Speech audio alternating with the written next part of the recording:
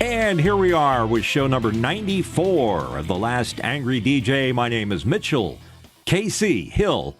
The KC is something I got when I was a radio DJ back in the 70s and 80s at WFIL in Philadelphia.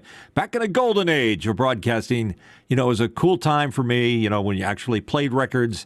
Well, actually, we had engineers that did all that for us, but there were people playing records and pushing cart machines and reel-to-reel, and we weren't allowed to touch any of that stuff because it was a union place. But notwithstanding that, let's talk about what happens when I go off the rails and talk too much about the old stuff. Let's see the Canadian smirker himself, Mr. Alex Knight, the illegitimate child of David Hasselhoff. I am a child of the 80s. It's good to be here for episode 94 of The Last Angry DJ. I am Alexander Knight, and this is the show that talks about the world of broadcast, production, podcasts, radio, everything in between. Unlike Iron Chef, it's not about whose world reigns supreme. It's about discussing the ongoing challenges that we're all facing in our little pockets. And here to join me is Mark Giuliani, who knows a little something about radio stations as a radio station owner. How's it going, Mark? How are you, Alex? Good to see you. Good to see you, Mitch. Everybody out there, if you have questions, challenge us. AskTheAngryDJ.com. Ask.theangrydj.com. Ask.theangrydj.com. Keep forgetting about Dot. Who is Dot anyway? The last. Don't forget about serves the last. The hot coffee in the cafeteria. That's Dot. Okay. Mitch, what do we got going on today? Well, we're talking about all kinds of things, but let's start out with how you reach out and touch us, how you keep me from choking on something.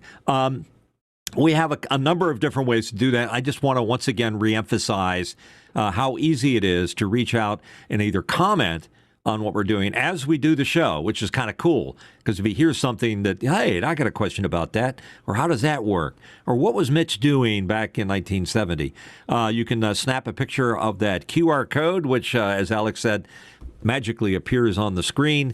Very expensive. That will take you right to Makana, and then you can just sign in there and do your magic there. And once again, we've, at my pleading and cajoling, opened the chat box up on YouTube. I'm just glancing over at it, and it apparently is open. We used to have that open, so we just got a bunch of places. So there's 3 areas you can reach out to us. The YouTube chat, which is open right now as a test. We're just trying to find ways for people to reach out to us. The QR code, which is right here.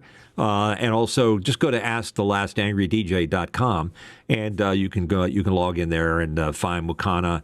And Mukana, you can get very specific questions in there. Anybody that's been on office hours, and there are hundreds and hundreds of you, know exactly what we're talking about. Our regulars are very familiar with Mukana. If you're not, and you just want to dance in, ask your question, and dance out again, that QR code, which is showing up here, is probably your best way to do that. Alex, when they do that, what actually happens when they use the QR code shortcut? Well, we showed 2 different QR codes. The first one that I showed takes you to Discord, which is one place that you can chat with us. And of course, the other one that we just showed there on the lower third for ask.thelastangrydj.com. All that is just a simple redirect. So when you scan that, it's going to open up your web browser. It takes you to the login page where you can get into our Q&A system, which is called Makana. We've referenced that name before. So if you really want to be part of our community, chat with us during the show, you can actually not only see what we're talking about, but if you have questions during the show, and it doesn't necessarily have to be related to the topics that we're going to be going through today on today's rundown, but if they are industry questions or anything you want to talk about, we can try and answer that question on today's show. So once again, you can go to ask.thelastangrydj.com. That'll simply redirect you to the right place. Over to you. Yeah, and it's a good time to test it. Just give it a shot. If you're here watching us right now live, it's 5:05 Eastern Time here in the eastern part of the United States. Just jump in and put your question in there, or comment, and say, "Hey, that's pretty cool." And Mark, is there something you want to say? Of course there is. You guys, please ask questions because I get paid by the question that I read. So I need some help here. Put some questions. Yeah, Mark is actually on his knees. He's not a short guy. He's literally on his knees right now. Do you wear knee pads to do that, or are you just He's gonna make that 5 cents per word count. It's gonna matter. If you listen, you can hear that crunching of my knees right now. Okay, good. And this is what's funny is that we've done this show for almost 3 years. By the way, our 100th episode is coming up real quick, and when we hit January, we will officially be at this for 3 years. I don't know if we get an award from YouTube. I want one of those plaques that everybody that does YouTube shows for a long time get to hang it on their wall. I think that's you have to hit 1,000 followers. We don't have that. But anyhow, if you want to follow us, or if you know somebody that wants to follow us, just hit that subscribe button. It's somewhere over here. Where is it? Right around here? Does it sit? I'm trying to look at it while I'm doing it. Yeah, it's right there. And you can also hit the like button, the little thumbs up thing. And that'll tell everybody at YouTube Central that we're a force to be reckoned with, because we are. We are a force. All three of us. We are the three guys. We're like Manny, Mo, and Jack. Do they have Pep Boys up there in Canada? You know who Manny, Mo, and Jack are? I have no idea, Mitch. Who are you talking about? See, it's one of those references, Mark, that make no sense in Canada. Yes. So they are three characters from Pep Boys, is it? The auto store Pep Boys? Yep, that's them. And they're cool-looking dudes. And I think Firestone bought, so if you see a Manny, Mo, and Jack head on the top of a building that's maybe closed or for lease, steal them, because they're going to be worth something. It's like Reddy Kilowatt, the character. Have you seen Reddy? He's made out of electric bolts. He was with all the electrical companies for the longest time. So he was a cool character. Regardless of what our leader says, do not steal anything. Oh, well, I'm recommending everybody steals anything they can. Get your hands on it. It's gone. Get it up on eBay a year later. And there's Mark. He's giving me the guilt plex. Between that and you must ask questions, and you must send money, you must hit subscribe. Don't you hate all those shows that just sit there and they just blare away on all those things? It's like an NPR fundraiser. As we continue to do that, why don't we jump to our first topic, Mitch? Well, I'm trying to stretch things a little bit here to let some questions filter in, but I don't see any questions filter in. All right. Well, it's not really a question. It's on our rundown. What's our show topic? A show topic, right. And I don't know. Mine are out of. Oh, it is in sequence. There we go. If you've had the great luck to have watched the latest season of Stranger Things. Now, me, it's kind of gone off the rails a little bit, but Stranger Things is sort of a sci-fi show. What's that on Prime? Amazon Netflix. Prime, I think it is. Yeah. And they have the latest episode, which is cut up. It's like the first 5 episodes, and then they're going to do the rest of them next year. So it centers around a fictional radio station called WSKQ, or WSQK. That's why that's not actually being used. And I'm going to cut to the big picture here, Alex, so that everybody can see. Here's the station that they're all working out of, and that's sort of like their hangout. And the question is, it is a typical Art Deco building. I don't know what it's based on, but it's set in the 80s. And there's a couple of things I just want to point out that are correct and incorrect about it, just from the picture that we're seeing. I don't want to show video because then we'll get flagged on it. But all the characters, and I have no idea who they all are. I'm sorry. Stranger Things has gone beyond my memory buffer to stay in touch with what are the plot lines for each of the characters. There's too many. There are too many characters. So all of them are squinched into this radio station. Here are the things that a radio guy would look at this and say are right or wrong. And this kind of comes under the category of when a Hollywood show or a TV show or a movie is depicting a broadcast radio station, how did they get it right? How did they get it wrong? Like, for example, KRP in Cincinnati, pretty good. They're pretty good with that. They did a pretty good job with it. But here's Stranger Things out in 2025 and going into 2026, and this SQK, the squawk, as they call it. I don't even know if there's an actual SQK. Maybe not. They probably checked it.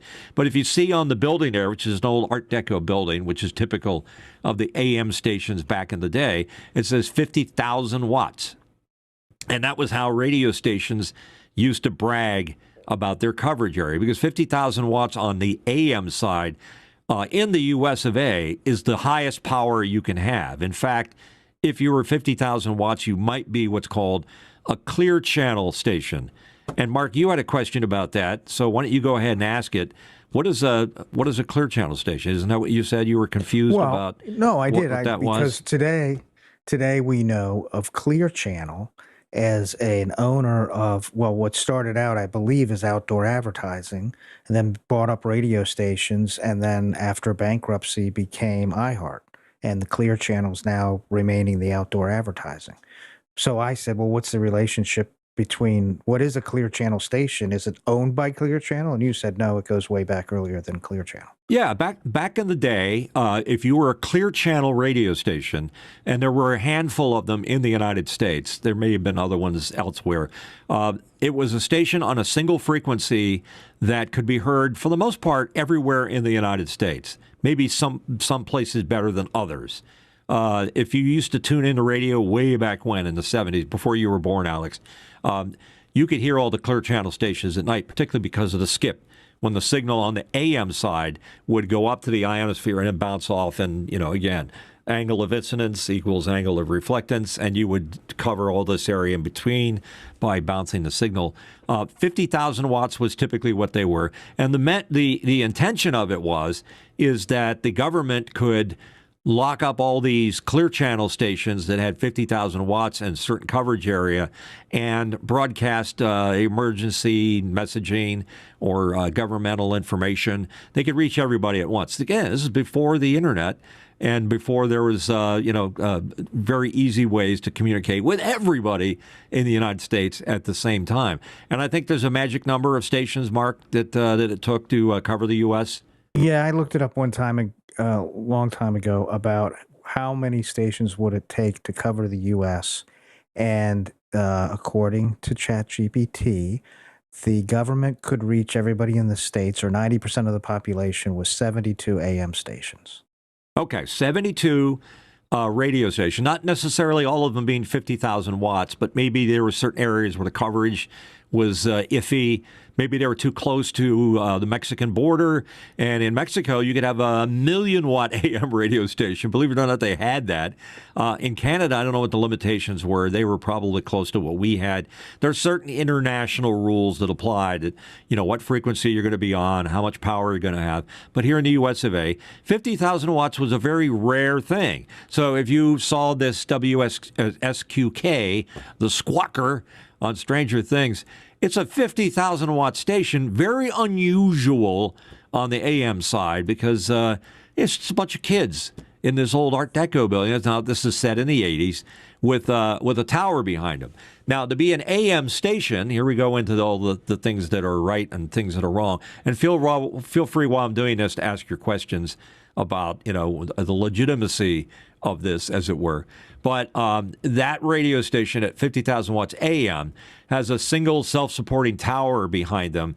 At an AM radio station, tower cannot touch the ground because they energize the tower. So this would have 4 posts on the bottom of that antenna, and there would be an insulator between the ground and the station. So a structural ceramic insulator would be there to make sure that station tower is not grounded by the ground around it. And there's a couple of scenes in the Stranger Things where there's something goes wrong on the top of the tower, and a couple of the characters have to climb the tower. Well, they just reach out and grab the tower and climb the tower. Well, that station was at 50,000 watts AM, and you reached out and you grabbed the tower. Even if there are insulators on it, if your feet were touching the ground and your hand was touching the antenna, you would get 50,000 watts. You would get a very nasty burn from that, or You it would wouldn't be kill able to let go. No, it's not quite like that. An RF burn sort of cooks from the inside. I've had it before. They show up like little blisters, but it would definitely mess you up. Go ahead, Alex. Yeah, so I have a question. So just looking at that picture, is that normal for a radio station tower like that to be that rusted? Is that normal? No. Well, I think it's Stranger Things. In the States, go ahead, Mark. In the States, they have to be certified not only by the FCC, but they have to be certified by the FAA. And so they need to be FAA orange and white in a certain pattern of heights if they don't have 24-hour lighting. So the towers we have now have 24-hour lighting, so we don't necessarily need to paint them orange and white, but we paint them that way anyway. So the antenna is radiating 50,000 watts AM in the Hollywood depiction on Stranger Things. And that's an unusual thing, but it's okay. And the interior shots they show of the studio, which I'm not going to show because we're getting into copyright when we start showing the talent and the characters. This is about as much as I think I can get away with before we get into trouble. Is done in the 80s, and it looks pretty accurate. It looks real. They have a big-ass transmitter behind the glass window where they're in the studio, and the female lead has got a microphone in her hand, and she's pretending, hey, I'm on WSKQ or Q, whatever the hell the callers are, and SQK, thank you. Did they get Mitch, did they get the handheld microphones right? No, they never do. They just grab the mic. You know, that's the thing what podcasters are doing nowadays, Alex. They get those big mics, and they've got it in their hand. And you just don't do that. And some people like to cup their hand. Even worse, that trend where they hold the tiny lav mic as a handheld and they go back and forth like this. Oh my God, that drives me. Have you seen that little MTV thing with the crazy? It's got the call letter flag on it. It's like this super tiny little squish your head. It's so amateur. All right, so that's a thing, but no, they didn't do it in the show. But she's in there doing her radio thing, you know, the way radio was depicted. She's having fun, and she's dancing around, and they're all standing around pushing buttons and their turntables, and they're dropping records on, and they're playing cartridges in the cart machine. Pretty accurate, except some of the consoles in there don't have anything plugged into the back of them. A tiny little error in continuity, but they look pretty good. And you'd look through this glass into the room where the studio was, and on the other side of the glass on that room was a big-ass Continental transmitter, and it would have to be 50,000 watts. So a 50,000-watt transmitter back in those days would probably cover an entire wall, because it's got tubes in it, and it's got, you know, all these finals and other whiz-bang stuff. So I'll give it a 1 out of 10. I'm going to give them a 5 for accuracy. The other thing about this station is that in the on the van there in front of it, it says 94.5 FM. Now, I'm a little confused here because that's a AM tower behind them. And now they're talking that they're 94.5 FM at 50,000 watts. So maybe they have both. A translator. That's no translator in the world is 50,000 watts. It's just not. It's not like that. Well, that's the other thing. By the way, this was the 80s. Are they 50,000 watts at night? Because most AM licenses you have to turn down at night.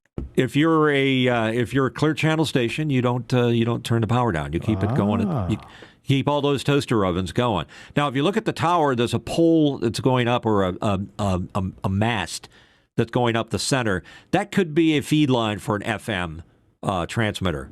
But if you look, if I showed you, you would see that the tower is isolated with those insulators on each of the four legs, and that keeps it, electrically insulated from the ground around it. So that's an AM station tower. And there's some FM bays up in the top. But the fact that the talent or the actors, they're climbing up and down this tower without any safety gear on. They're doing crazy stuff like grabbing the ladder for the tower with their bare hand. Now, if you were good, and I used to do this with our little 5,000 watt AM station here in town, the way you get up on the tower in order to climb it is that there was this area at the bottom where the insulator was. You would jump. You would jump and grab the top of the tower above the insulator and grab yourself and pull yourself up. And the other thing you would do, you wouldn't run anywhere near your full power while there are people on the tower. Because when you're on the tower, you become part of the tower and you begin radiating. Like if it was FM, your body begins radiating all this power. It's just not a healthy situation. So you don't go wandering or climbing broadcast radio towers. It's just not a good thing for you. So I'll give them some points for trying. The building looks cool. The tower looks it looks rustic, as Mark had pointed out. It's rusty. I didn't see any lights working on it. Usually you have a big light on it. If you go to Mark's screenshot there, that light behind him, which is a obstruction light, over your right shoulder up there. That's one of the smaller ones on the side markers. Yeah, that's an obstruction light. That would be on the sides of the tower on the way up. And you have those again to keep the airplanes from running into it. But any tower that's over 200 feet has got to be on all those topographical maps that the FAA issues. So if you're flying a plane before they had all this GPS stuff, you probably had indicators. There's a tower here. There's a water tower here. Big Bird is over here. You don't want to run into any of those things. You got to file your NOTAMs if your lights go out. Yeah, what Mark is saying, when you're on the air, one of the long list of things you had to do as a combo DJ is that you had to fill out the logs after hours, which is how much power is being made by the transmitter. Everything appears to be okay. The lights are working. We had 5 towers at the station I worked at. And the more towers you have, the more directionality you have. So that's that's cool. So I'm giving points for trying, but in general, when they show a radio guy, even today, they all talk. I don't even want to do it. I'll let Alex do it. Alex, do your radio imitation. He's saying no, he's not. Come on, Alex. The one interesting thing I just watched. Everybody, you know that voice right here on WKRP in Cincinnati. We call that nobody a yucker. talks. Nobody talks like that. I went to YouTube. Go ahead, Mark. I went to YouTube and watched some of the takeouts from the radio station scene. And if anybody wants to see what cart machines looked like and a very old audio board, I mean, they had dials instead of sliders and. Wasn't too bad. It was a current for the 80s. They had 2 of them, one behind them and one next to them. And if you look closely, none of them are hooked up to anything.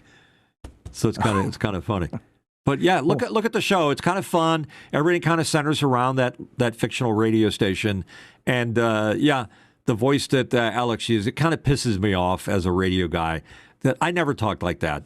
I never was, and there were very few people that would yuck like that. Maybe Cousin Brucey did on WNBC or ABC in New York. He was like well known for doing the yucker voice. But all those little anachronisms that are used for people. Now, M. Night Shyamalan has his studios like right up the road from where I live right here. And once in a while, he'll do a Philly story, and in the background there'll be a radio on, and it might be a timepiece about something that was back in time. And I begged his what used to be his assistant director, now he's a full-time director, John Rusk. I used to beg them. I say, hey, let me be the guy doing the reading the song intros if we're playing. And here's Undone by the Guess Who on WFIL. And I could do a little bit of the yucker just because they wanted it. Would be interested to be. Yes, go ahead. Yeah, yes. I got a question for you. Have you ever seen this? I'm curious how accurate you think this is, assuming you've seen it. But have you seen this 1987 movie Talk Radio? This one. You know what I'm talking about? Oh, yeah, with Garrett Bogosian or whatever his name is. Yeah, where he gets killed. Yeah. He gets killed by some guy that's obsessed with him. And I can't play the trailer because we'll get taken down. But I have seen it. I kind of remember, and there's a bunch of them like that. There's what was FM, the movie that Steely Dan did that song famously for. That was kind of gaggled up. Play Misty for Me with Clint Eastwood. Was a classic going way back when he was on a fictional radio station. He was sort of like the jazz guru. The only thing that I thought was funny back in the day, again, Hollywood depictions, is that the DJ would be on the air and he'd be taking a call, play Misty for me, and he'd be on the air. Well, they didn't have automation back there, so he had to make everything happen. And he would slap this 7-inch reel at 7.5 IPS on the tape machine, and it would be a show recorded in advance. And he'd go driving off to his house to check and see if this murderer is hanging out or, threatening somebody that's a friend of his. And it's like, it's only 20 minutes at best at 7.5 IPS on a 7-inch reel of tape. It didn't last for hours and hours. It just seemed the fact that they put a tape on a tape machine, it would go in, forever, and it would loop or something like that. It wasn't like that. I have heard stories of, we had one of our friends from New Jersey radio on here said that he had it down where he could put a song intro and a long song and run out to the neighboring Wawa store and get a turkey shorty and back in time for the song to end. I was a very young man, and I did things that, that are shocking. But once in a while, the downstairs lounge would be occupied by me and maybe a listener from the station. And I would put on Layla, which was about 7 minutes long, and disappear down into the bowels of the TV station or the cable station. And my friend and I would commencing, whatever that means. I'll let you figure it out. But there was, I kind of mixed the radio with my social life, et cetera, et cetera. But all these stories where they depict the DJs having these little shortcuts. Nowadays, you could just push a button and walk away. In fact, if you go into most radio stations, even the highly produced top 40 stations, there's probably nobody in there. It's just a computer spitting out a show. And you turn on the radio and you hear something, hey, this is Gary Knight, all night long with you on the City Under the Lights. And they'd be playing songs and commercials. And Gary did that ages ago or recorded it the day of. He could spend a half an hour recording all of his voice tracks for a 4-hour show or a 6-hour show. That's all it takes. You're just recording the parts in between the songs, and that's what you do. Now, to me, that takes away some of that energy and immediacy that you had as a radio person. There was something about doing a live show where there were consequences to dead air. Alex preaches to me about this a lot, about why are you so paranoid about dead air? It's because it was drilled into me. That's how I was trained. No dead air. And Mark complimented me the other day on having the show and keeping things moving. I call that continuity. I don't call it dead air, by the way, Mark. So the continuity is my training, is to keep things rolling along so that there is no long pauses like we're all staring at each other here, the three of us. Here, do a three up, and then we'll all stare at each other like we'll create dead air. So you mean to tell me you don't take being full of dead air as a compliment? Full of dead air, or you eliminate dead air, or you smell like dead air? Any of the above. What are you getting at here? Nothing. No, You are good at continuity. You are very good at continuity. Mitch is full of dead air, and his head's too big. So we gotta work. That's why I have an air-on chair. They're very convenient. That's why we always we're always telling him we gotta get your head. I'm a little gassy. Your head's too I'm a little big. gassy. My dog finds that very entertaining. By the way, my dog is very entertaining. So if I have something like a bowl of chili later on, the dog gets to investigate. That's the only thing I'll say. He investigates. So much for that. So that's our thing. If anybody has any questions about us, about the Stranger Things, WSQK, and the things that are real and the things that aren't, anytime you see it on TV, like broadcast news or FM, or what was the? I guess I'm thinking of the same movie. Where the guys took over the station in Los Angeles and they barricaded. That's like one of the gags. You're thinking of Airheads. Airheads, that's it. That's the one. I love that movie. Yeah, that's completely fabricated. That no radio station would operate like that. So allow, first of all, security-wise, to allow people to get in and take over the station. And by the way, that's a federal offense. If you mess with either a radio tower or the on-air continuity and create dead air, you're messing with the federal government. You're going to get into trouble. And I think that's the same in Canada too. What is your federal organization up there that manages all the broadcast stations? Yeah, that's the CRTC. Yeah, Canadian Radio Telecom Communication. Yeah, same thing as FCC is here in the U.S. of A. So. Unless any other questions come in, before we move to the next topic, Mark, can you just remind our audience where they can go to interact with us on the show, chat with us, and ask questions? please go to ask.thelastangry.dj.com. That's ask.thelastangry.dj.com. Sounds good. Alex, this one's yours, baby. Give it to us. Yeah, I was just thinking about that, this topic. So one of the things I wanted to talk about is a new generation of 20-something people seem to be interested in joining starting a career in radio. And it got me thinking because, I have a bit of an unusual career path, I suppose, because I worked in technology for a long time, for my 20s into my 30s, and then I found myself at a bit of a crisis in my mid 30s when I got laid off from a job, and it was kind of just a time in my life where my grandma had passed away, and I had a bit of an inheritance, and I was looking to buy my first place, and I was trying to figure out what am I going to do with my life. I felt a little burnt out from working in tech for a long time, and so I decided to maybe try a career in radio. I figured, well, I'd been podcasting for 12 years at that point.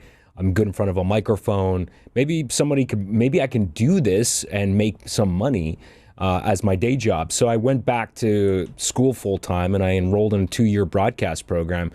And I thought it was really interesting to see how many 19 and 20-year-olds were really interested in the world of broadcast, which struck me as a bit of a surprise that there are people that are willing to pay money and get into debt for paying tuition to go to school in an industry that is constantly letting go of people, that is shrinking all the time, that's having a lot of challenges and going through a lot of growing pains to remain relevant, especially with radio stations that play music. I mean, we've talked about this before. Is it really relevant? Do people even really go to radio for finding out about new music? I'm not so sure about that anymore. So I wanted to kind of talk about that a little bit and figure out, like, where are people's heads at? Do you guys see a lot of 20-somethings interested in radio? Do you ever bring it up with people? I mean, Mark, as somebody who's hiring people, I mean, I don't know what the demographics are. Do you ever get callers that are younger? Do you know anything about your audience and who's calling into the show? So because it's talk radio, we're probably 45 and up.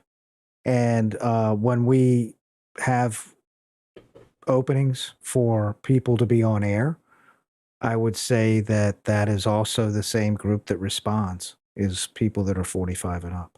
So, but we're news talk, so we're not spinning records. We're not doing things. The people below 45, there's a very low listening volume of listeners for people under 45. So I can understand that. I think that part of the problem is that there's this belief that you can become a podcaster and make so much money. And when you put that against working in a radio that doesn't necessarily have high figures until you become well known, it's a challenge to get people interested in starting out. Whereas, 20 years ago, people would just go in and work on an internship to get involved in a radio station. It's just not that way anymore. Right. Let me burst a few bubbles first about what it means to get into radio, whether you're training for it by paying college tuition or going to the Columbia School of Broadcasting or likewise Columbia Broadcasting School, not affiliated with CBS. A lot of people, their motivation to get on the air is it's a art-driven thing. In other words, you're an artist or you're a creative person, and you feel like you've got a real good handle, and maybe I'm describing Alex here a little bit, the younger Alex, that you know a lot about music, you understand what's going on there, and you feel that you could contribute something as on-air talent along with the music you're playing on the radio, and you're going to go to college to be able to get the credentials to be able to do this. Very, very, very, very, very few stations today and yesterday, except maybe in the early 60s, would allow you to make your own contributions to the continuity or the music and programming that was being played on your show. You were being told by somebody else, the music director or the program director, follow this rotation. The next song is the next card in your Rolodex or on your little clock that you're following. You're not contributing anything on that area other than maybe describing what's being played at that moment. But you've got 10 or 15 seconds and then you're done. There were very few stations that would allow you the opportunity to inject your own input and creativity, except maybe the early FM radio stations where they were experimenting. A very popular station in the Philadelphia market, WMMR, which is owned by Metro Media at the time, did what was called the Marconi experiment, and they did what was called progressive rock, low commercial count. They allowed the DJs to talk about the music, and here's the latest from an artist or a group. Here's the Grateful Dead, or stuff that wouldn't necessarily be played on Top 40. It was the alternative, and they got their own following, and those people did pretty well for themselves, but they weren't in the successful side of the radio business. Now, when I was a young disc jockey, I wanted Top 40.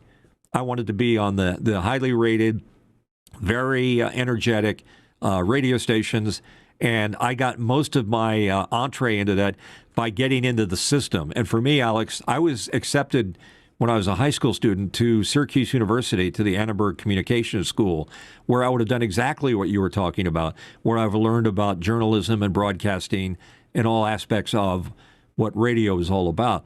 But luckily, a couple of radio people that knew me and knew what my intentions were took me aside and said, you're going to get much more credibility and experience working at a station, doing all the things that you do at a station, but being trained by the actual people doing the job, not by the college aspects of it. Yeah, not unless you wanted to get into engineering or management and that kind of thing. So I'm just saying there was a couple of different paths to success back then and even today. Sure, and of course we're coming at it too. We started off this conversation coming at it from the personality, the on-air talent aspect, but also, you mentioned some of the other types of positions. There are obviously a lot of different types of jobs that are available. You don't necessarily have to be on-air talent, like you said, Mitch. You could be interested in broadcast engineering. You could be interested in sales. You could be interested in marketing. You could be the street team that goes out there and tries to engage with the audience. There's so many different types of roles. You could be music programmer, and so I think people's interests vary, but the interesting thing that I find is that a lot of people in general don't seem to be interested in any of these roles. Now, obviously, there are people still going to these schools. They are paying money for it. But it seems that every year that passes, there are fewer and fewer people that are interested in any of the positions and these people could possibly have a career. They could contribute. They could be of value. They could be of use. And I know, Mark, I'm sure you could probably use some additional salespeople. I mean, having great salespeople, it's hard to find people that know how to sell, and do it well. So I'm also concerned too for the future of that industry. If radio's gonna survive too, like, where are these people? Where are we gonna find these people? Yeah, it's tough, and the nature of the business was, if you wanted to be a music director or a program director or decision maker about the continuity of the station and what you were going to program, you wouldn't go in taking that job straight up. You would start as a lowly disc jockey doing the all-night show or running tapes on Sunday mornings and work your way up the ladder until you knew enough about the business to get one of those side jobs that came along with being a disc jockey. And back in my day, the side job was being, the music director, the program director, the assistant program director or promotion director, all those different jobs. But it wasn't a career choice. It was just sort of a side job that came along with your expertise and knowledge about working at the radio station. So that's a hard place to start. For me, I went in as a gopher, as I've said before. I would do anything. I would have swapped the floors, and I did. I'd carry equipment to broadcast remotes, do all those kinds of things. And that sort of leads you up the social ladder of broadcasting. Back then, today, it's even harder to be a legitimate program director or music director, because with consolidation and all these major companies like Beasley and iHeart and Odyssey and all those companies, most of those decisions have been taken out of the hands of the local station because now you've got national people making a lot of those decisions for you, and you just follow their marching orders. So if you're a program director at a measly little station working under the iHeart flag, you're probably taking marching orders from somebody in corporate headquarters that's telling you, and you're just there to enforce the rules or make sure that their edicts are followed. That's pretty much what radio is. So it's kind of taken the wind out of the sails of people that want to make a career out of that, thinking that they have something to contribute by being a programmer. All those things you might get, but you got to start at the bottom and work your way up. So you might start at a small market radio station. That was the thing. Radio is like, at least back in the old days, you'd take a job somewhere and you would last maybe 1-2 years there, and you're off to another market, hopefully a bigger market. So you would take these incremental steps that eventually got you into a major market or a bigger job that gave you the opportunity. For me, I went from the little station here in town, Whams, to KONO in San Antonio. I got made the music director there under Michael James Lucas. And then I got hired at WPEN briefly. I couldn't stand it, and I left it. And then I got hired at WFIL. And I pushed very hard to become the music director. That was a very powerful job on a 70s radio station, late 70s, that was a primary station in the country. Like, songs that got played on that station ended up being scrutinized by other radio stations and probably played. So I'm responsible for some of the songs that got made to be number one hits. Maybe not as many as Joel Denver, who worked in that position before me, but a few of them, like "You Light Up My Life" by Debbie Boone, which I'm kind of swallowing my. I threw up a little in the back of my throat. I didn't like that song very much, but I got a gold record for it because I was like the first guy to go on it. So things have changed a lot today, but some things haven't changed. So to answer your question, I don't think people are choosing radio, at least the music side of it, as a career choice unless they've got some in or they're making some kind of transition into it. There are less and less jobs. A lot of those DJs or talent are being replaced by automation and AI. So it's pretty tough. Now, engineers, technical people, sales, which is a whole different ballgame, that's sort of separated from this, discussion about talent and what you played on the air. But those jobs, you might get because you were really good at Best Buy, selling in the Magnolia Theater the big Sony TVs and stuff like that. And now you got like an edge, you understand technical stuff, and you might move to the station either in a technical capacity or you might become a sales guy because you're used to selling stuff. There's an art to that in itself. Very few people that are talent go to sales or to engineering. Mark? So Jerry is commenting in, and he says he thinks it's the lure of global podcasting, easy entry into it, and even though the financial success might be rare and an uphill battle, there's a big plus for podcasting because of the demand, the on-demand aspect of it. So kids are coming out of school. Huge. Yeah, kids are coming out of school and they don't necessarily want to work 9 to 5. They want to just be able to do a podcast when they have the time to do it. I think there's mentor. Go ahead, Mark. Go ahead, Alex. I just want to comment specifically on this because that was one of my thoughts, and I just want to say specifically for those that are interested in podcasts or maybe have dabbled in it that actually are going to school right now for broadcasting, I think there's a direct tie between those because my thoughts were, as somebody who was going back to school to maybe change careers and do something else, my line of thinking at the time was, and you could call it misguided because I didn't realize how little radio pays to start out with.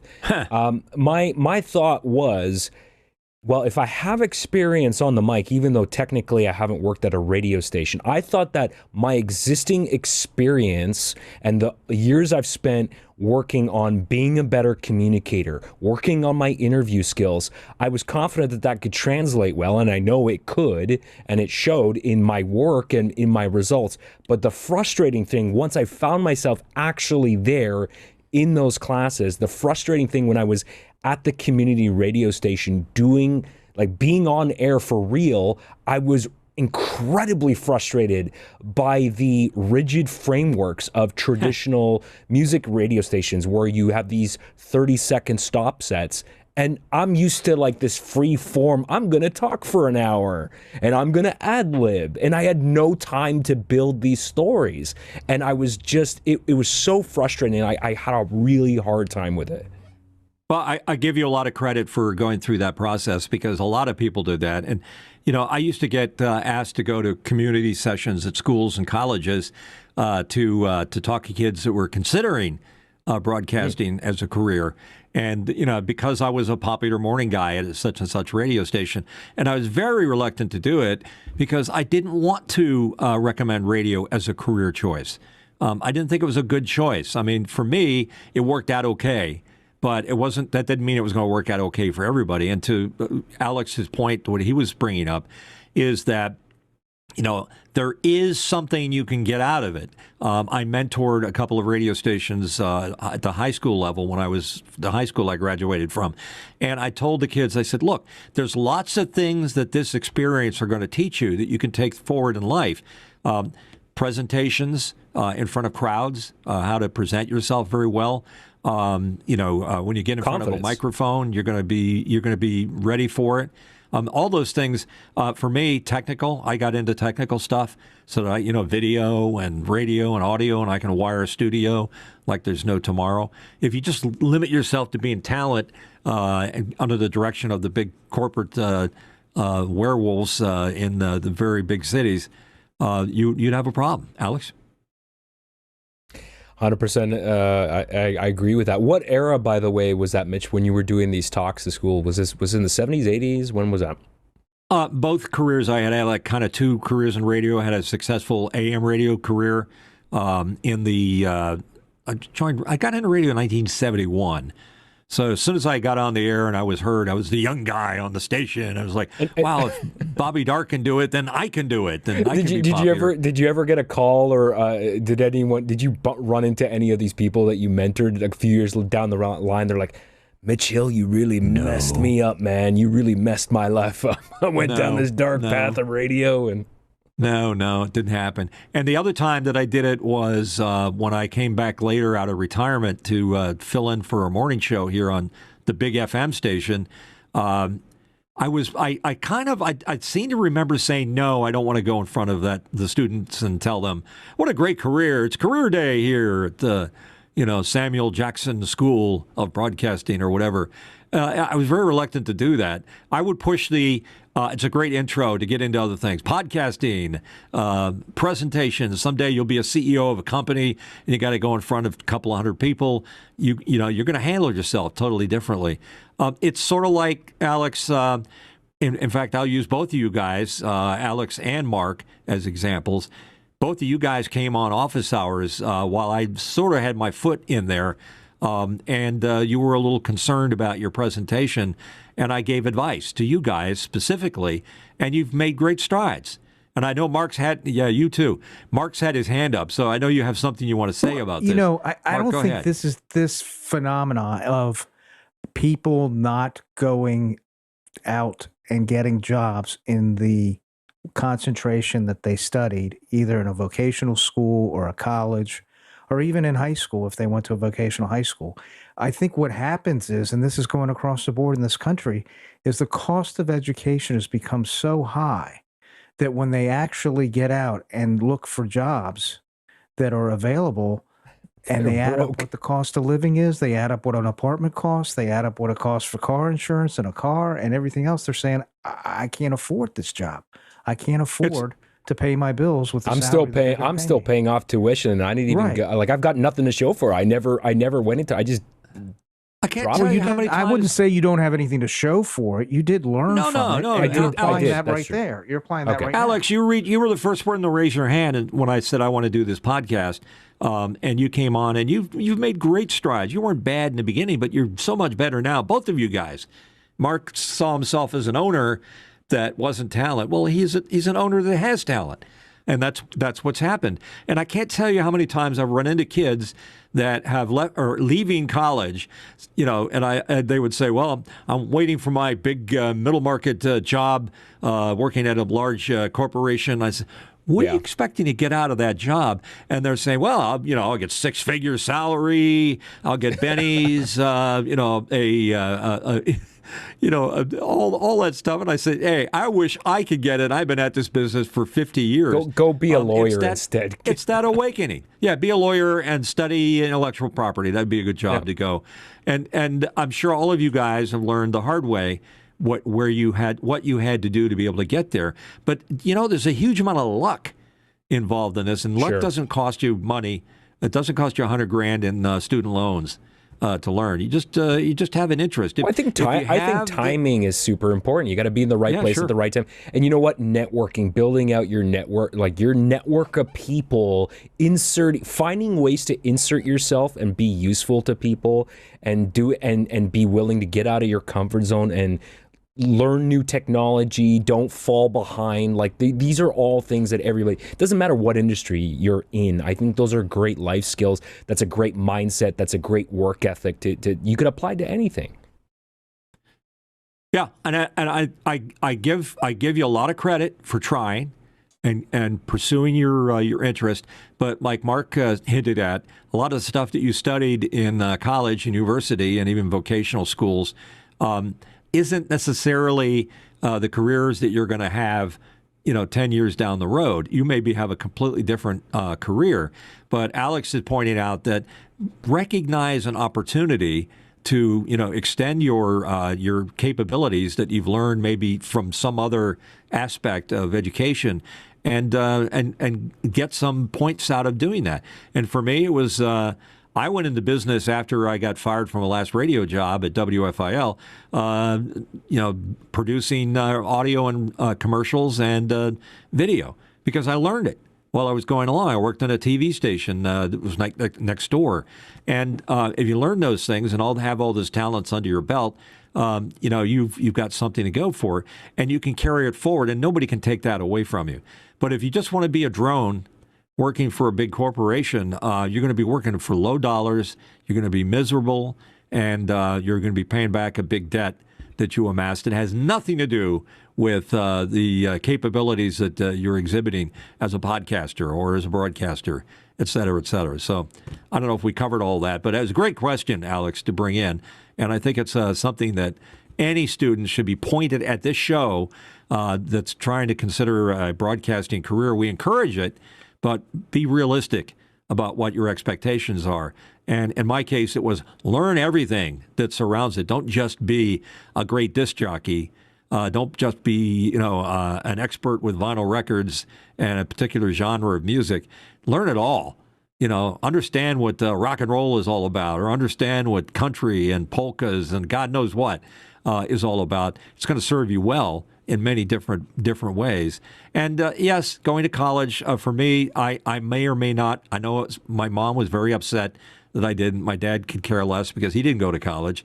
That I learned a talent that could, pay the bills up to a certain point. And it didn't allow me to explore all of my many faceted creative ideas and abilities, but it didn't stop me from coming on doing a podcast, 20 years or 30 years after I was on the radio, because I carried something forward. When I came on office hours, I became a reader. And Alex said, you're pretty good at this. Why don't you be a host on the show too? I said, you know what, Alex? I really want to be the best reader I can be. I'm I'm almost 70 years old. Let's just try to be as good as I can at doing one thing. And I thank Office Hours for bringing that interest back up, because it did. And there are a lot of other opportunities like that for you in all walks of life, wherever you go. And Alex is exploring those as a guy that's doing podcasting, and he sells his services doing that, and he's a consultant for that. Mark is lucky enough that he has a skill that that supports himself, and it sure does. Add an S to the end of that. Skills, plural. Okay, skills, and he also has the money to pursue his interest in broadcasting. Mark's interest in broadcasting, he's not looking to become the greatest thing since sliced bread. He's doing it because he enjoys it. It's in his heart. It's in his blood. So, he does a lot of stuff that somebody with equal amounts of money and patience would not probably spend all that time in. So, next question.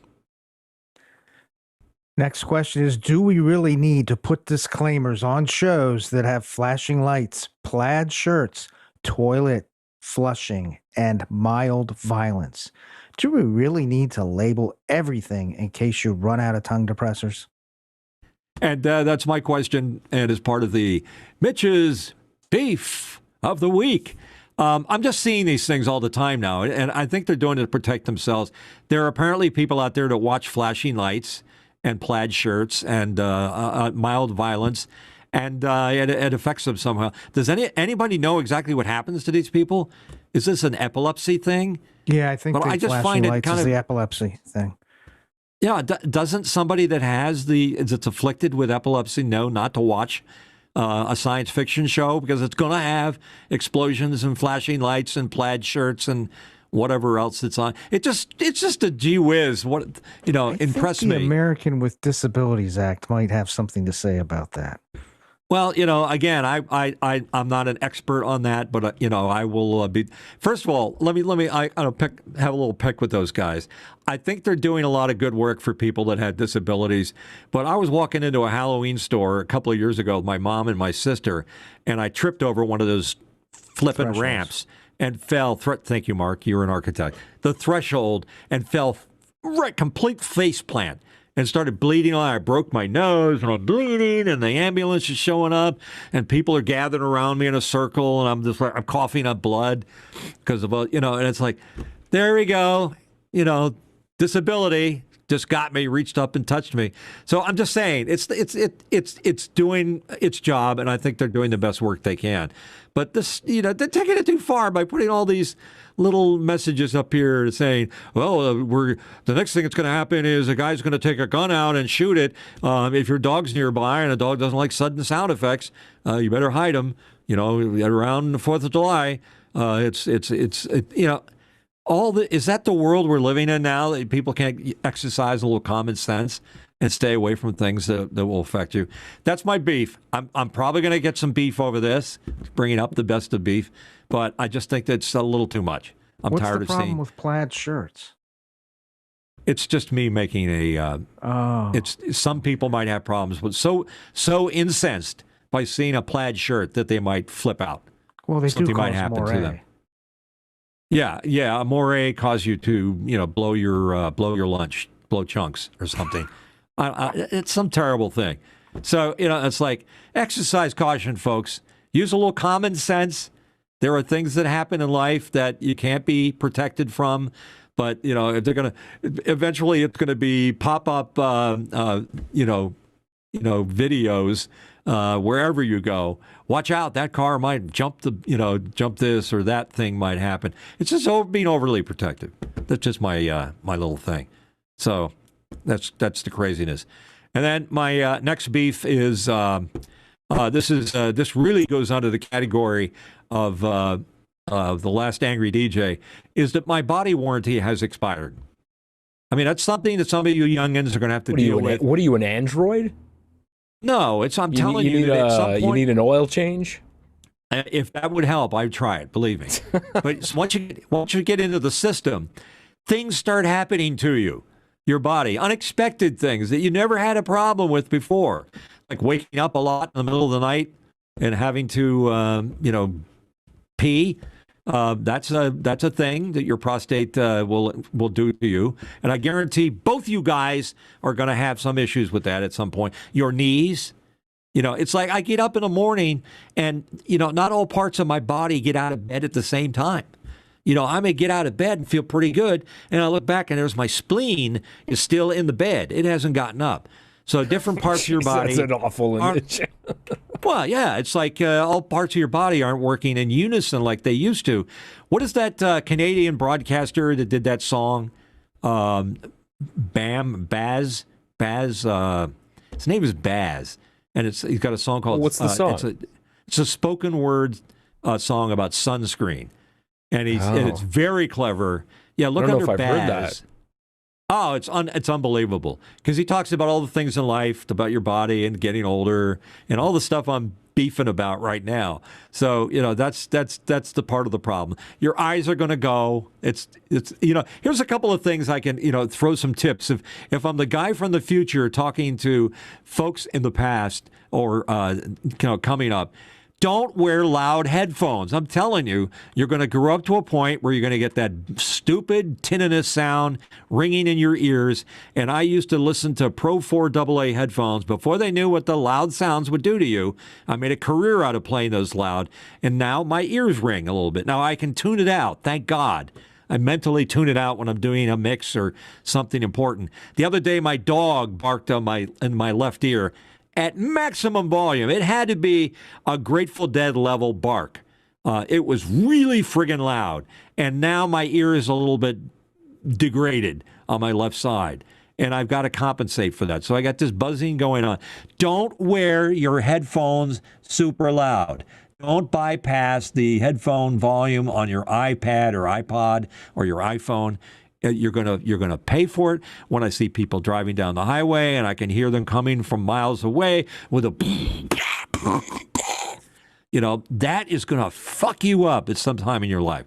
So watch out. Alex is getting a kick out of that. Mitch just said, "Fuck you up." It will. It'll mess you up.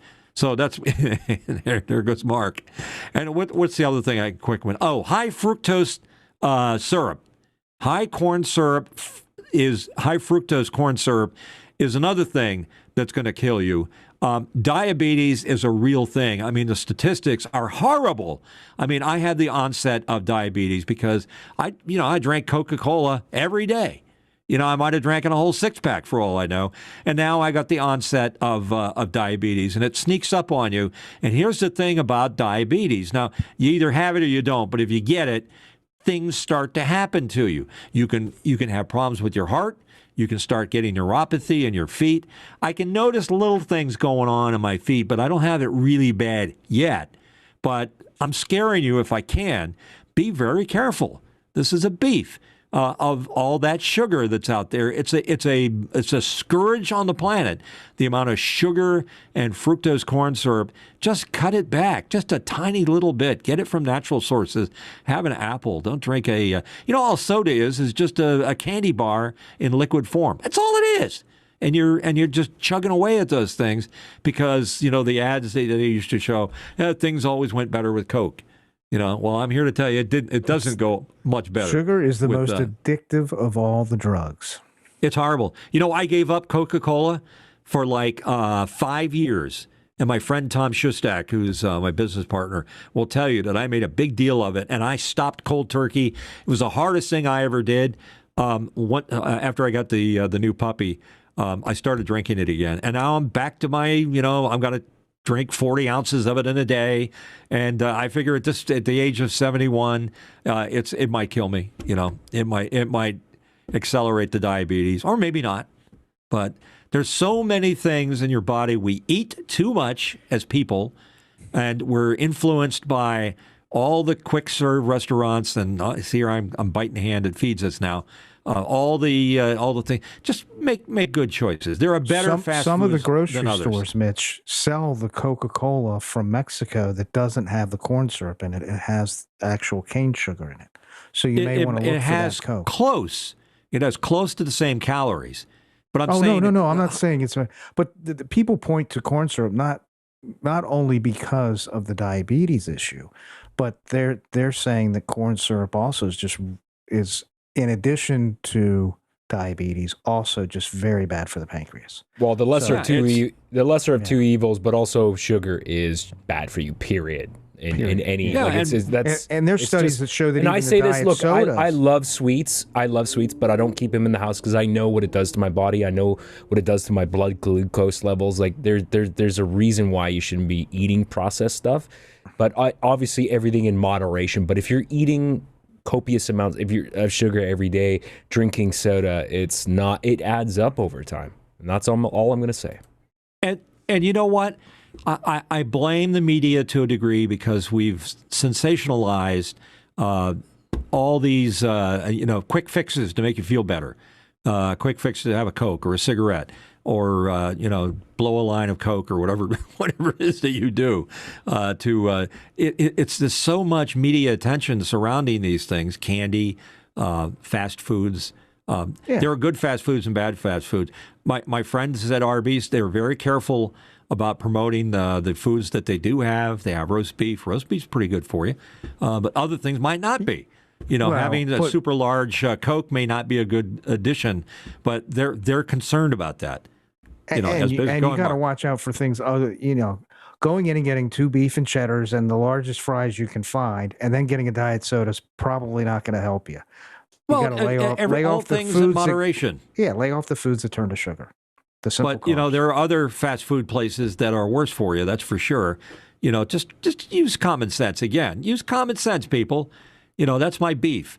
I love an Arby's beef and cheddar, but I really, really don't love it so much I'm going to eat 2 or 3 in a sitting. It's not good for you. Eat any fast food in that. Eat it. Do it all in moderation. Don't eat the bread. Well, I think bread is important. Just don't have a lot of it. And it's like, here's my thing. My doctor said, yeah, you got to cut back on those chocolate cakes. I know how much you like chocolate cakes. And I say, here, Doc, here's how I go with chocolate cakes. I'll eat a chocolate cake, but I'll eat one if it's really good. If it's a really good chocolate cake, I'll have a slice of it. But if it's a mediocre or one that I know is not going to be really great, I'm not having any of that. So you get it a la mode? You mean with or without ice cream on it? Yeah. I prefer whipped cream. Okay. And don't use Cool Whip, because Cool Whip isn't whipped cream. It's really just oil. It's processed oil. That's all it is. And like, ever look at a wedding cake? The people that save their wedding cake it's made with Crisco. And you know what that stuff is? It's just pig fat mixed with sugar. And you can go back to a wedding cake a year later that have been sitting on a table somewhere and eat it, and it'll look just the same and taste about the same. God, that's disgusting. All right, I have a question for Alex. Don't they grease engines with that? I'm telling you. Is the butter in Canada cultured butter, or is it more like the butter here in the States that's not cultured?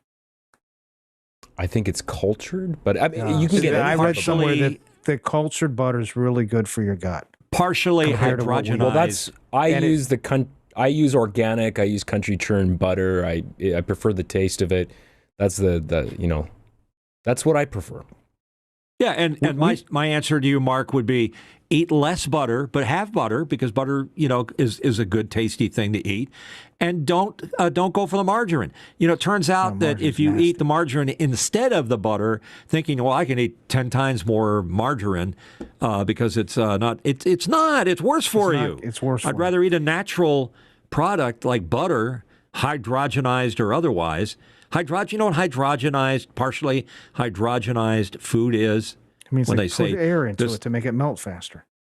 Well, no. You know what it is? It's partially putrefied is what it is. Look it up. Find out what it's all about. It's just a simpler way of saying stuff that's bad. Look, I could do a whole health show about this. And no, I'm not a healthy guy. We've gone off the rails. No. We have a new segment now called The Food of The Last Angry DJ. Yeah, here's what you don't want to do. I'm just trying to say, look, I went through all this stuff because this is what you can look like. This is how you can act. You're going to have a face for radio. This is just the beginning. You guys get to see me age over the last 3 years. Have you seen any evidence of aging? No. Hair. I don't watch you that closely. Maybe you should. As my friend, you should watch closely. And I'm going to check you out, Alex. Like, what happened to the mohawk? Was that something? We're not getting into that. Let's get on to what's the next topic we got here. I think we need next to wrap topic the is show. talking about media, and I'm going to throw it over to my good friend here, Alex. And Alex, what's getting you excited about media these days? There's just one simple thing I just wanted to suggest. If you have this movie playing in your theater, because it's a limited run, but you should go see Brian Fuller's Dust Bunny, which I believe is only playing in 500 theaters. It's a lower budget movie. Look, it's a fairy tale. It's entertaining, starring Mads Mikkelsen, Sigourney Weaver. It's a really fun movie, really good looking, and it's just an all around entertaining Did you movie say if Big you wanna Bunny? watch. Is it going Dust to be at the Bunny. Super Bowl? It's Dust Bunny. Big what it's Bunny. called. Dusty Bunny or Dust Bunny? Here's the movie poster for it. Oh, Okay. Dust If you Bunny. want to have a look at it, Dust Bunny. Are they talking about those little fuzzy things that collect in your house on the floor? That's what a dust bunny is, but you got to watch the movie to understand it. So Really? Yeah. And what's the other bunny movie? Black Rabbit, that's on cable. It's really quite good. Cable services. Black Rabbit. I think that was on HBO. No takers here. No Black Rabbit fans. Rabbit. I Yeah, don't know look what you're it talking up. about. Black Rabbit. You'd like it if you haven't seen it. Black Oh, Bunny. that's yeah. You're talking about that's you're talking about that new Netflix series with Jason Bateman's on it. Yeah. I Jason did see Bateman. that. I did see that. I'm sorry. What is it? Was it called Black Rabbit? I don't remember. No, I'm drawing a Do a blank. check. I only saw it like a couple months. Black months ago. Rabbit? Was it called Black Rabbit? Now I got to look this up. Yes, it Some was. rodent. You're 100% right. Jason Bateman. That is the new series on Netflix, and that was very, very good. I agree with you. Okay, cool. And then Well shot. another show, Pluribus, we talked about. Pluribus on Apple TV. Yeah, It's the finale. I'm enjoying tonight. it. No, I think So, there's check it out. two episodes. Friday, left, I sorry. think. Yeah. No, I think the finale is Friday coming up. And then Landman is, I know it's a guilty pleasure for Alex and I. Landman with I enjoy it. Billy Bob Thornton. Love it. Love the show. This is great stuff to watch. And looks like Jerry Hoyle says we've completely put him off eating anything. He's going to eat. Is popcorn good for you? Does it have to be non-GMO popcorn? There's lots of fiber in popcorn. Do you need fiber? You really? Can you poop without eat fiber? I watch movies every week and I eat popcorn. I started eating popcorn like every week now. It's like a thing now with movies. You got me thinking. Does You it got me come all the thinking way about through? Jerry says The Last Frontier is very good. You notice how I cut Mitch off with his last comment? Mm. I got it. And then they brought back, what is it, Fallout, which I just can't get into it. And an earlier comment somebody made about that they gave up on Stranger Things. I'm going to tell you the problem with Stranger Things. Too many friggin' characters and storylines. It's impossible to follow.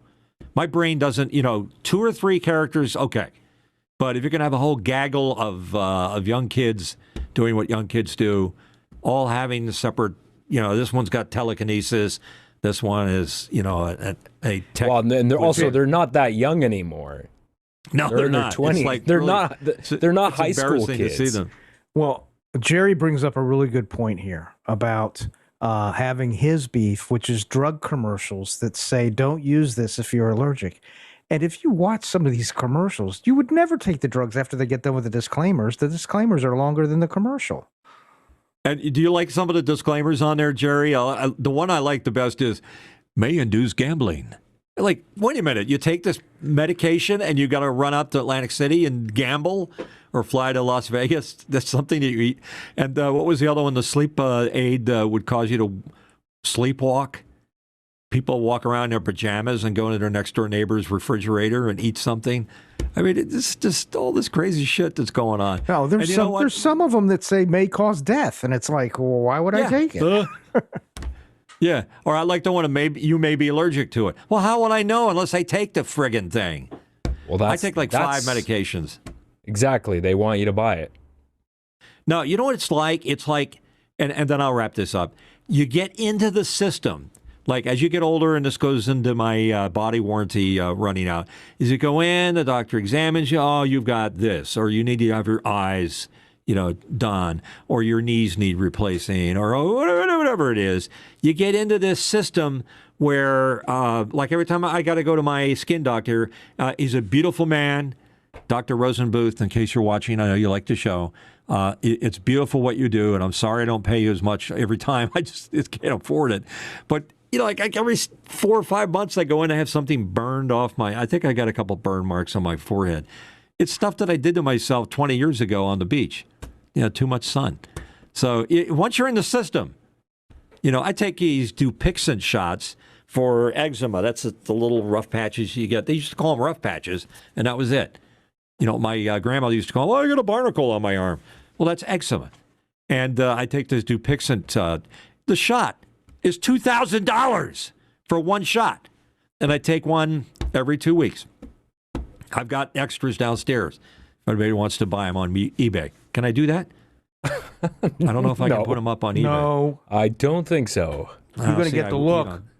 You got to get the look. No look. No look. No. Oh. I think Mark is just jealous that I don't take all the pills. You know, so what? If I got marks on my arm, it's mainly because the dog is bitten into my arm. And wow, what an education I'm getting. I have a negotiation with my new dog every day, and puppies are, especially corgi puppies. It is a constant battle between what he wants and what I want, and I'm trying to teach him. Oh, you bet he's winning. People walking by my apartment hear me shouting at the top of my. There's nothing funnier than looking through the window outside and seeing me chasing the dog down to get a leaf or a poinsettia plant out of his mouth because I'm trying to help him, and he's just think this is a game. So you got this 71-year-old guy running or falling over furniture, cursing all the way, trying to get through his life without it. I'm going to bring him on the show one of these days. You can see how big he is. He started out like this. He was a cute little puffball, and now he's this big. He's like a Tyrannosaurus Rex, including the little arms. He attacks me in the morning. It's time to get up. It's 4:30. I want to be fed. So all that good stuff. Well, another great show, folks. Obviously, the question asking on, let's see, on YouTube was a huge failure. We got one person responding back to my, this is a test. So that was me. Mark. Well, that was Mark? Thanks.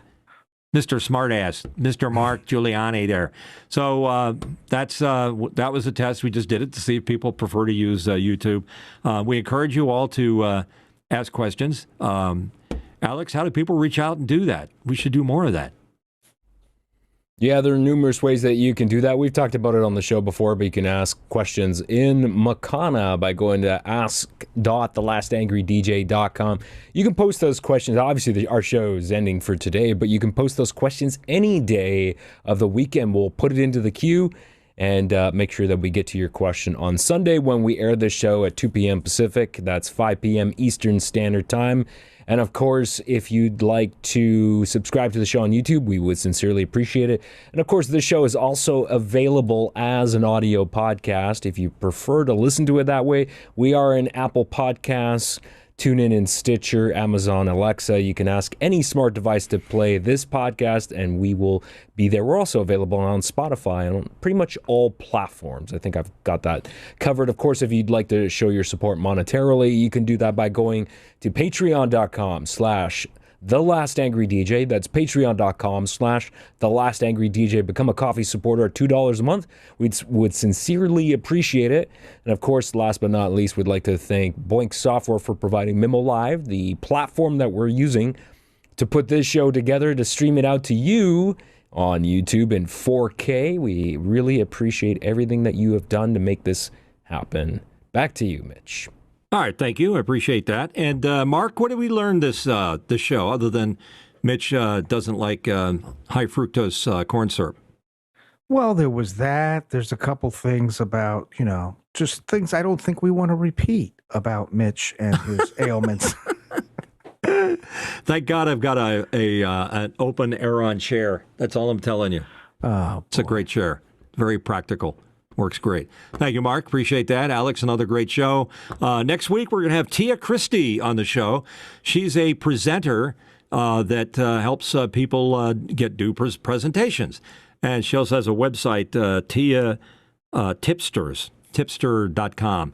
And she'll be on as our guest next week. I'm glad to have her on. It's very hard to get female guests on the show, and we need that women's point of view. So, Tia, if you're watching right now, we're looking forward. You got a whole week to prepare for this ugly mob of men that are here that need to be straightened out once in a while. And Mitch, this just in breaking news. John Idelson has jumped in the chat right before we're ending the show to say, how about a shout out? And of course, we are going to mention your name. It's good to see you, John. We really appreciate it. He wants another Arby's coupon. I gave him a coupon. You want another Arby's coupon? Is that what you're looking for, John? You're looking for free stuff? We don't have any right now, so I'm working on that. Gotta get another our sponsor back. Yep, another sponsorship. So thanks, John, for listening. John does a lot of behind-the-scenes recommendations for us, and we appreciate him, and we appreciate Jerry Hoyle. He might as well have a star on our door here somewhere, because Jerry's here every week, day in and day out. And we need more people that participate in the show and make comments. We appreciate it all. We like it. So thank you much for that, and another great show. We forgot to mention that this is our Christmas episode, and we didn't put any blinky lights around the screen. We're just busy people trying to hold things together. So no blinky lights for the Christmas program. We hope you all have a very safe and fun holiday, and I know they celebrate up in Canada too. So off to you, to the great White North, and the rest of the folks there. Take care. We'll see you next week.